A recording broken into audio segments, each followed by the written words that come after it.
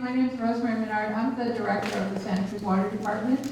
And I'd like to welcome you to this enrichment session that's being co-sponsored by Santa Cruz Water, the Water Supply Advisory Committee, and the Soquel Creek Water District.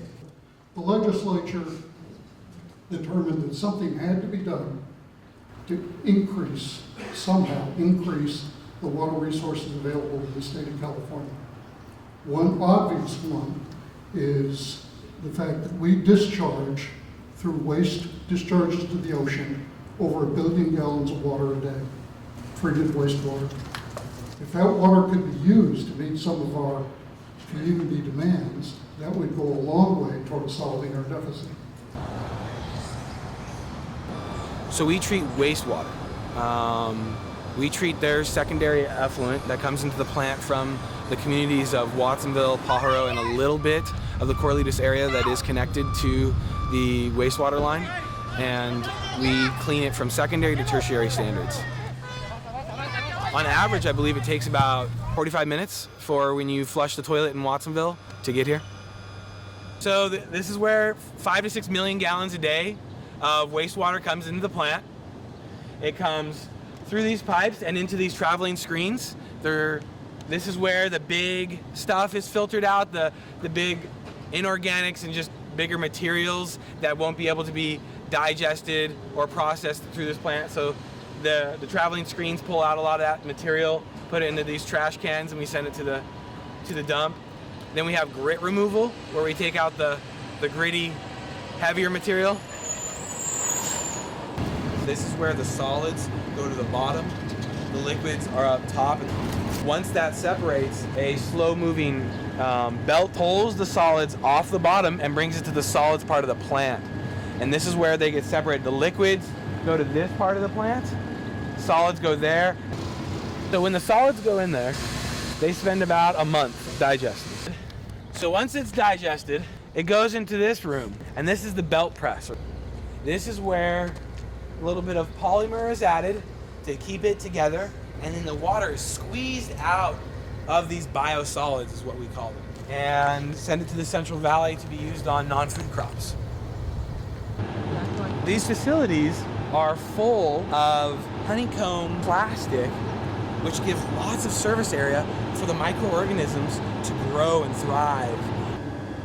You know, it's primarily bacteria, but then you have larger microscopic organisms that eat the bacteria, and then organisms that eat those, and they continue to bioaccumulate and clean this water. It's a wonderful process.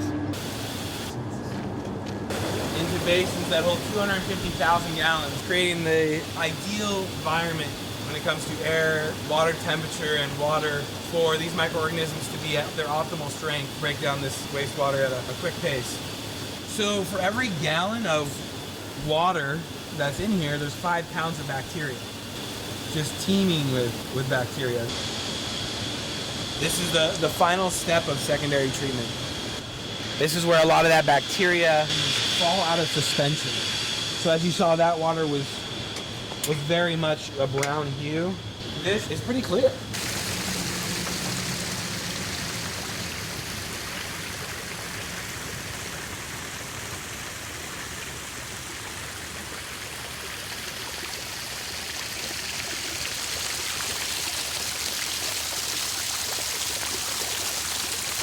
This is the pipe from the final clarifiers. This is secondary waters coming in right here. And in line, we're testing it, and we're adding alum and coagulant aid.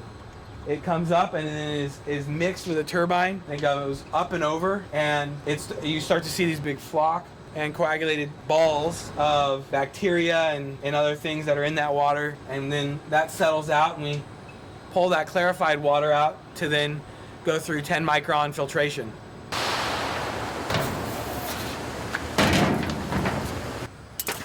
So they're in a big disc. As the water flows in, the filters clean that water. And as those filters get clogged, this whole disc rotates and is cleaned off through high pressure nozzles. So this is what the filters are filtering out and making this water that much cleaner.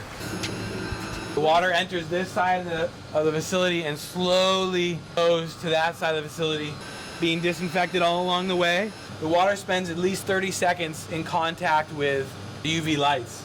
Once it reaches the end, the fifth bank, it then goes underneath the banks into the 500,000 gallon storage tank below us. It also goes into the 500,000 gallon, 500,000 gallon storage tank adjacent to this facility for additional storage.